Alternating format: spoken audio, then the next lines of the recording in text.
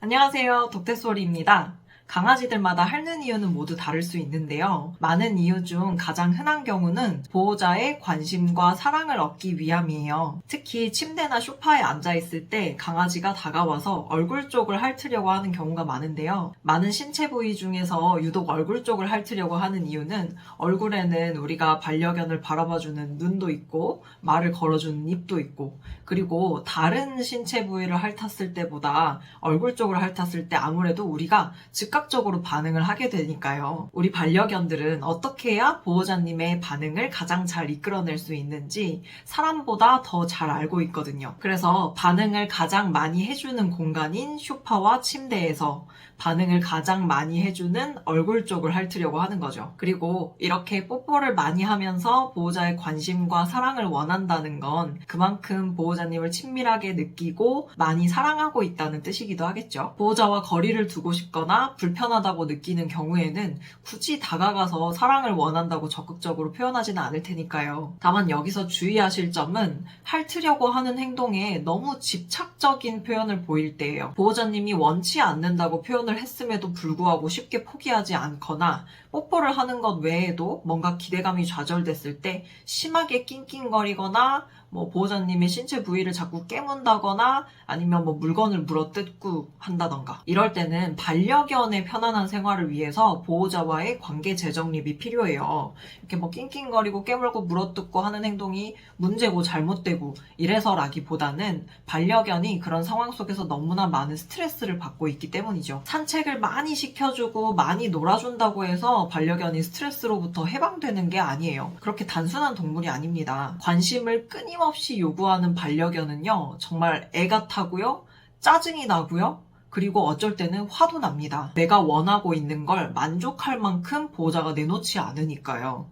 그리고 이러한 요구에 응하기 위해서 계속 수용해주고 반응해줄수록 반려견이 원하는 마음은 끝도 없이 커지기 때문에 악순환은 반복되고 맙니다. 이런 반려견에게는 원하는 것을 얻지 못했을 때 느끼는 좌절감을 스스로 이겨낼 수 있는 마음의 힘을 길러주는 것이 필요합니다. 원하는 게 있을 때는 들어줄 수도 있지만 못 들어줄 때도 있는 거야 라는 걸 이런 식으로 알려주세요. 말은 절대 건네지 마시고요. 고개를 돌려서 외면을 하거나 자리에서 일어나거나 등을 돌리거나 그 자리를 벗어나시거나 요구하려는 마음이 아주 강해진 반려견일수록 이런 표현을 처음에는 굉장히 받아들이기 어려워할 거예요. 외면이 외면인지도 모를 거고요. 하지만 일상에서 이런 수용되지 않는 경험을 일관성 있게 경험을 시켜주시면 반려견도 천천히 받아들이기 시작합니다. 이때 그걸 기다려주지 못하시고 답답한 마음에 그거는 안 되는 행동이야 라면서 엄하게 혼내는 방법을 취하게 되시면 보호자님과의 관계가 굉장히 많이 틀어지기 때문에 더 안 좋은 길로 가게 될 수 있으니까 각별히 조심해 주시고요. 이 외에도 두 번째로 흔한 경우는 핥는 행동을 자신의 불편한 마음을 표현할 때 많이 드러나기도 하는데요. 보통은 보호자님에게 혼난 뒤에 아니면 발톱을 깎거나 하기 싫은 것을 억지로 해야만 하는 상황일 때 많이 관찰됩니다. 상대방을 핥는 행동을 함으로써 서로의 불편해진 관계를 회복하고 그 상황을 모면하고자 노력을 하는 건데요. 특히 보호자에 대한 공격성이 있는 반려견의 경우 보호자를 공격하고 나서 핥는 행동을 보이는 경우들이 있는데요. 이럴 때 많은 사람들은 그런 반려견을 보고 이렇게 말합니다. 아니, 물 때는 언제고 물고 나니까 미안해서 핥는 거야? 그럴 거면 물지를 말든가. 그런데 반려견이요, 물 때는요, 마음속으로 나 물어야지? 이렇게 뭔가 계획을 하고 결심을 하고 생각을 하면서 하는 행동이 아니라 감정이 튀어나오기 때문에 어쩔 수 없이 드러나는 행동이라고 이해를 해보셔야 해요. 우리 사람들도 물론 의도적으로 화를 낼 때도 있지만 내가 화를 내야지 라고 생각을 하고 보통 화가 나기보다는 나도 모르게 감정이 그렇게 움직이기 때문에 버럭 뭔가 소리를 친다던가 물건을 던진다던가 실수가 되는 언행을 한다던가 이런 행동을 하고 나서 뒤늦게 그러지 말걸 하고 후회를 하는 것처럼요. 사람도 이런데 개는 인간보다 훨씬 더 감정에 많은 영향을 받기 때문에 분노와 불안감이 많이 누적이 되었을 때 그 공격성이 유발되는 상황 속에서 참을 수 없이 튀어나오게 되는 거예요. 때문에 반려견의 이런 불안한 감정이 계속해서 누적이 되거나 어떤 한계점을 넘어가지 않도록 역할이 굉장히 중요한 거죠. 내 반려견이 이런 불안한 마음의 표현으로서 핥는 행동을 많이 보이고 있다면 그대로 지나치거나 무시하지 마시고요. 좋게 설명을 잘 해주세요. 발톱깎기를 잘 받아들일 수 있도록, 병원에서 진료받는 상황을 잘 받아들일 수 있도록, 그리고 공격할 필요가 없도록이요. 그리고 이제 핥는 이유에 대해서 궁금하셨던 분들 중에 이것도 궁금하신 분들이 있을 것 같아요.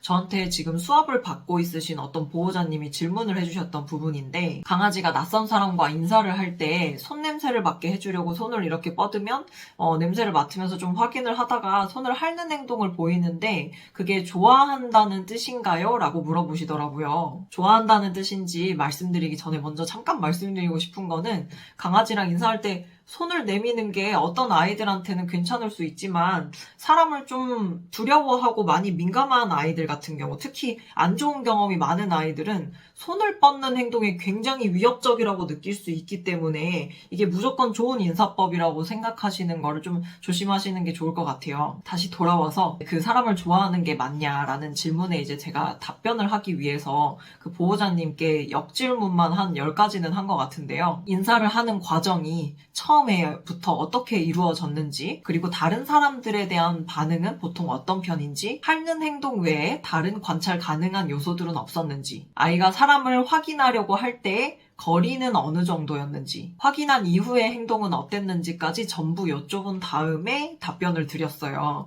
친밀하게 느끼는 걸 거라고요. 강아지가 사람과 인사를 할 때 손을 핥는다는 건 좋아한다는 뜻입니다. 라고 단정지어서 말하기에는 너무나 많은 변수와 상황들이 있는 거죠. 그러니까 여러분들도 내 반려견의 어떤 행동을 보고서 마음을 읽고 싶으실 때 인터넷에서 나오는 이런 행동은 이런 뜻이래요, 이런 행동은 이런 뜻입니다, 이런 거를 너무 정해진 틀로 생각을 하시기보다는 오히려 내가 그 상황에서 느꼈던 직감을 믿으시는 게 더 맞을 수도 있어요. 나와의 관계가 어떤지, 그 행동을 하기 전후로는 어떤 느낌이었는지를 전체적으로 볼 수 있는 건 나고, 가장 잘 아는 건 그래서 나일 테니까요. 그러니까 결론은 제가 앞에서 말씀드린 그런 상황들을 참고는 해보시고 이런 경우도 있다더라 라고 이해는 하시되, 내 강아지의 어떤 행동을 보실 때는 전체적인 맥락을 한번 고려해 보시는 게 좋다는 뜻입니다. 그럼 오늘보다 내일 더 행복한 반려생활 되시기를 바라면서